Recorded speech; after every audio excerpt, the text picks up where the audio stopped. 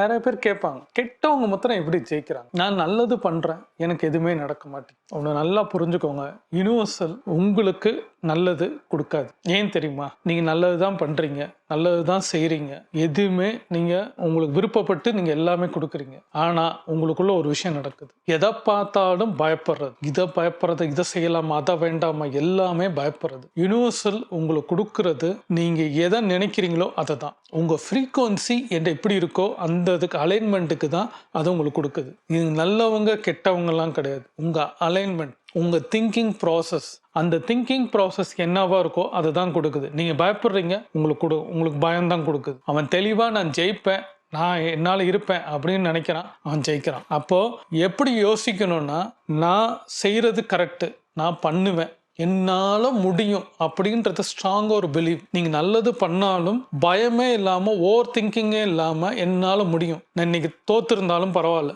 நான் ஜெயிச்சிருவேன், கண்டிப்பா நாளைக்கு ஜெயிப்பேன், இப்ப அடுத்த செகண்ட் நான் ஜெயிப்பேன் அப்படின்ற ஒரு எண்ணம் உங்களுக்குள்ள வரணும். அப்பா அந்த எண்ணம் வந்துருச்சுன்னா யுனிவர்சல் கண்டிப்பாக கொடுக்கும். இது நல்லவன் கெட்டவன் எதுவுமே பார்க்காது. யோசிங்க, நீங்க என்னவா யோசிக்கிறீங்க, என்னவா இருக்கீங்க, எண்ணம் போல் வாழ்க்கை, இதை தான் சொல்றோம். எண்ணம் கரெக்டா இருந்துச்சுன்னா இந்த ஃப்ரீக்வன்சி உங்களுக்கு கரெக்டா அலைன்மெண்ட் ஆகும். அதை யோசிச்சு பண்ணுங்க.